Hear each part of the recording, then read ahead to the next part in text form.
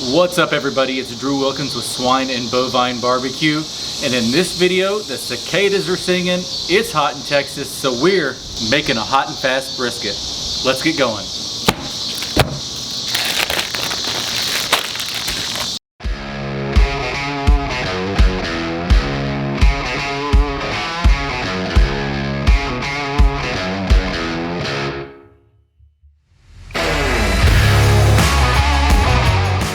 Brisket is looking good. Nice, quick trim.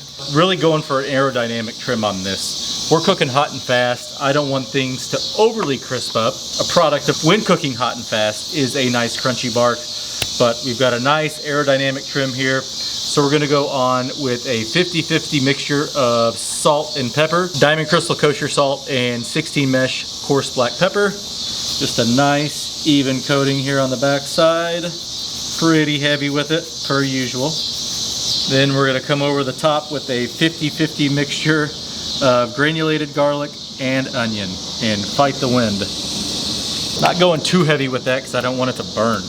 Just a light coating. We're going hot and fast. Higher temps equals easier to burn things. So if you do this, don't go on with a complicated rub because we're gonna still be on the pit for a while and we don't want it to burn. Got it flipped over, gonna repeat. And last but not least, we're gonna go over with a nice coating of just coarse black pepper. No salt in this, just coarse black pepper to help us build that bark. So this brisket is looking absolutely fantastic, and it's not even hit the smoker yet. So why a hot and fast brisket? So two reasons. I had a hot and fast beef rib with Chud's Barbecue. You can check his video out. I'll link it here, a few weeks back, and it was unbelievably good. I'd never had anything like it. I've had, of course, Leroy and Lewis brisket. I've had crunchy bark. If you watch this channel, you know I use the foil boat. You know I love crunchy bark versus a paper wrap bark. But that hot and fast beef rib was a little different. Beef ribs are some of the richest things you'll ever eat in your entire life. And there's been 2 times where I've been able to eat a full beef rib. A direct heat beef rib, and then Chud's hot and fast beef rib. So that's number one. It was excellent. I want to see how it comes out with the brisket. And then the second reason, when I typically cook briskets, it's a 3-day process. This is the night before the cook. So that's night 1, trim, season. Day 2 is cooking. A normal brisket cook for me is anywhere between 12 to 14 hours. So that's a full day. Then I do the hot hold overnight, 145 degrees in my oven, and then slice and serve the following day. So you're looking at 3 days. You gotta plan in advance. So this is 4th of July weekend. Things come up. What if you want a brisket? It's the night before. You don't feel like waking up at 2 a.m. in order to have a brisket for dinner the following day. Let's see how hot and fast comes out. There's a lot of cool Texas tradition that I don't feel qualified to speak on because I wasn't there to experience it. When it comes to cooking hot and fast barbecue, I'm trying to experience it myself. I've never done a brisket like this. We're gonna rock this sucker hot. We're gonna rock it fast. We're hoping to get it done within 6 hours so we can go to a pool party tomorrow. But that's what makes barbecue fun, right? You don't always have advance notice. You can't always plan well ahead in order to make a brisket. So on an offset smoker, what does it taste like when you cook 325, 350 the whole time? Who knows? We'll find out. But if it sucks, we'll chop it up, throw a little barbecue sauce on it, and it'll be the best sandwiches my friends have ever had tomorrow. So I'm not too worried about it, but I am super excited about cooking it. So this is gonna go into the fridge overnight like I always do, similar to a dry brine. It'll help season the meat, and also we get to sleep in a little longer before we fire up the pit. We'll see you tomorrow morning. The following morning, our pit is rocking between 325 and 350, so we're gonna go ahead and put our brisket on. Seasoning is adhered nicely after sitting on overnight. We're gonna let this thing rock, but this is something I usually add later on in the cook, but we're going in with a blocking log right away. It is 7:50 in the morning. We're shutting this down. The timer starts. Let's see how long it takes to cook. So there's a few things we're gonna do differently on this hot and fast brisket cook. One of them, you've already seen, we added a blocking log right from the start. Usually that's 6, 7, 8 hours in, if at all, on a normal brisket cook for me. We went ahead and added it. We're gonna be hammering that brisket from the get-go, 325, 350, and that blocking log will really distribute the heat and keep that point from taking a ton of abuse. It'll just roll over from the firebox, through the smoke chamber and out. Still gives great crunchy bark without sacrificing the point. 2, we're probably gonna spritz. I don't spritz very often. I found it's not needed. We really want the brisket to dry out when we're cooking it on the surface. That's what gives us that great bark. And spritzing is great if you have some areas that are cooking too fast or sticking out or getting a little overly crunchy. And regardless of how well we trimmed our brisket, I think we're probably gonna need to do that today. So we'll spritz with some apple cider vinegar if needed. And then we'll also keep an eye on the flat. Cooking hot and fast, I'm thinking we might see a little bit of a roll up on that flat, which will create some pooling in the brisket. Pooling's a pain, it washes away your bark. I find that it also takes quite a bit of time to get that area tender versus the rest of the brisket. So if we do start to notice some pooling, we'll probably go ahead and foil tip our edges. That simply means wrapping the edge of the brisket that's folding up with a little bit of foil. Hopefully that'll reduce the strain on it. It'll flatten back out and the pooling will go away. Other than that, we're gonna treat it as normal. We'll wrap around 175, 180, going with the foil boat. Don't wanna do anything to sacrifice the crunchy bark we're gonna get on this, but it'll also be interesting to see how this cooks. The outside fat, I think, is gonna be that delicious, golden, melt in your mouth fat that you love on a brisket. But the seam fat, usually it getting rendered nicely, is a product of a low and slow cook. A lot of time at temperature usually renders that seam fat out great. I'm interested to see how that works on a hot and fast cook when we're not gonna have nearly as much time under heat. Really excited for this cook, got it underway, can't wait to see how it turns out. We are a little over 3.5 hours into this cook. We've been doing a pretty good job of keeping it between, let's say 300 and 350. Brisket right here in the thick of the flat is temping at 162 degrees. We've got some crispy edges right here, that I'm gonna hit with a little apple cider vinegar. Not much, but just gonna get it a little bit around the edges. Don't wanna get the top, I'm gonna let that dry out nicely, sweat out moisture, get a great bark. We're just gonna get these little areas lightly. And that's all we're gonna do. We're getting a little bit of pull up here, but not enough to foil tip it. It's been doing that for a little while now and we're not getting any pooling. So that's all we've done other than move this log a little closer as the cook has progressed. So we're gonna shut this down, spritz a little as needed, ram right through that stall, get to a 180 or so and wrap it. We are exactly 5 hours into this cook. Our brisket's temping 178, 180-ish, so it's time to wrap it. Brisket is looking fantastic. So now I'm gonna wrap this up. Cover all our edges here. All wrapped up, nice and pretty. Gonna go back on the pit until it's tender. Also, quick note, when we're back on the pit, I go flat towards the fire. That's what we need to finish up. That's what takes the longest, so that's why it faces the firebox. 6 hours and 20 minutes later, and our brisket is done. We're going right in the thick of the flat right here. We're probing about 208, 209, so not too far off from the 210 I was thinking we'd hit, but everything is nice and tender, so we're gonna pull it, let it rest on a wire rack till it comes down to 140, throw it in a 140-degree oven until we're ready to eat this evening. Really excited to see how this tastes. We're just gonna let it rest for a little bit until it's time to eat, then we're gonna dig in. We cooled our brisket not quite to 140, more like 150, 155.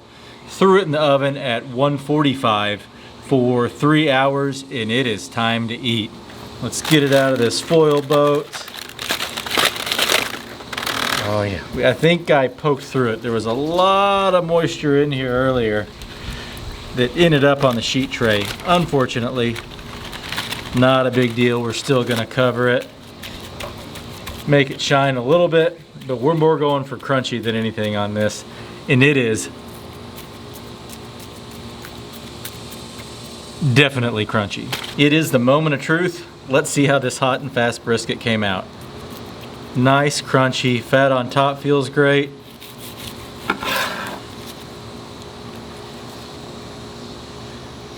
Looks pretty juicy from this perspective. Decent smoke ring, considering we burned a really clean fire the entire time. Still was burned on an offset, so not overly surprising.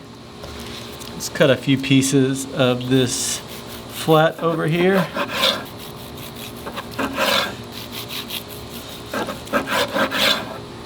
Nice, tender, definitely passes the bend test. The point is looking maybe a little overdone. I'm not sure. The top fat, nice and rendered. Dig into this point. End section off here. Looking a little overdone. That right there, the point, even though we had that blocking log, we're still looking like we're a little dried out over here. Not overly surprising. We cooked, it started out as a little over 13-pound brisket in less than 6.5 hours. But again, that top fat, nicely rendered, almost caramelized, which is not a bad thing. Let's keep going here.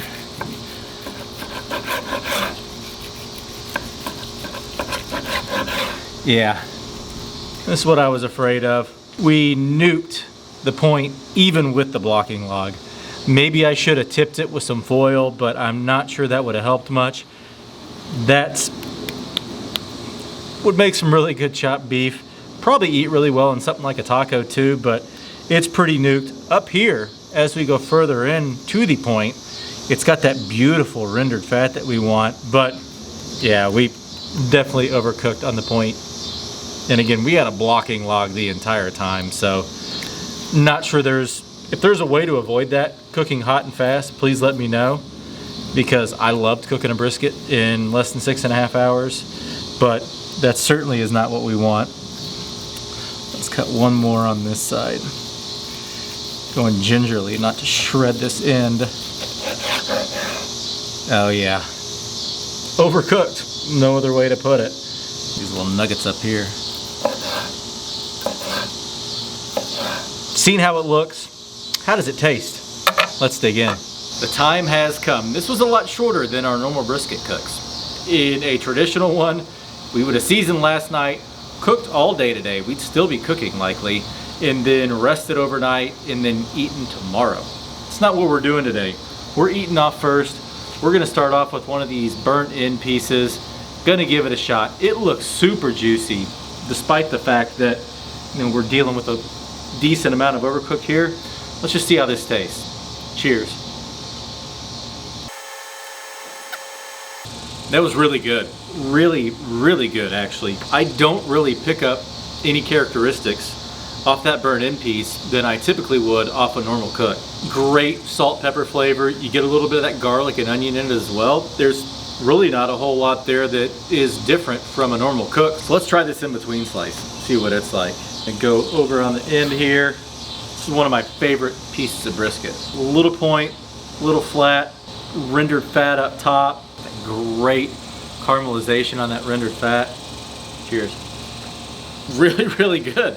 Not really too much different than what you'd get from a traditional 12, 14-hour cook.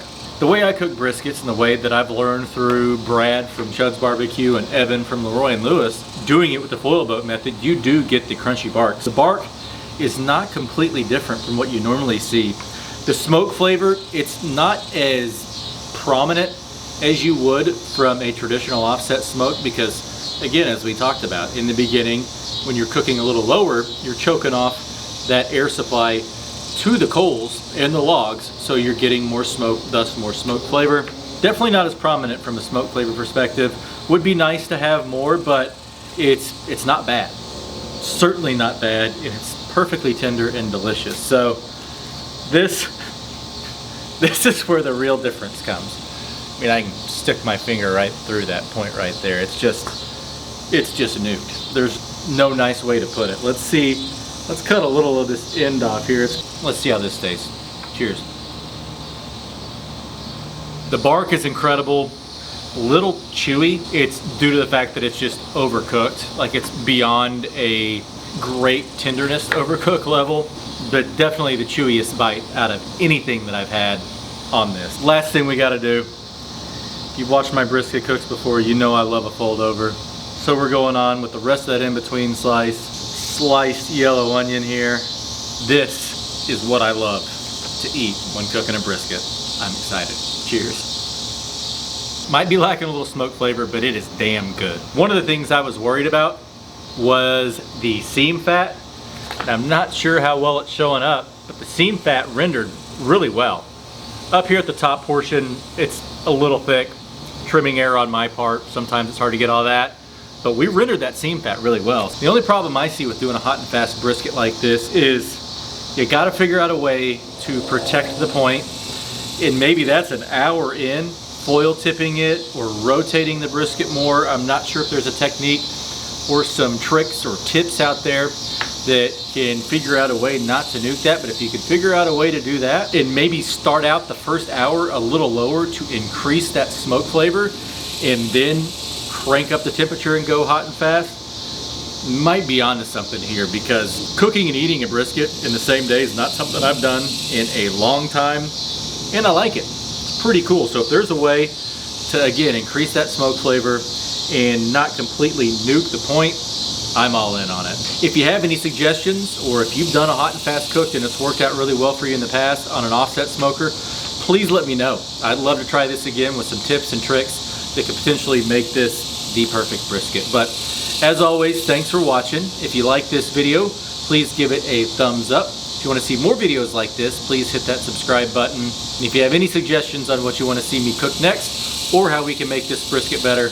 leave them in the comments below. Thanks for watching. We'll catch you in the next one. Bye.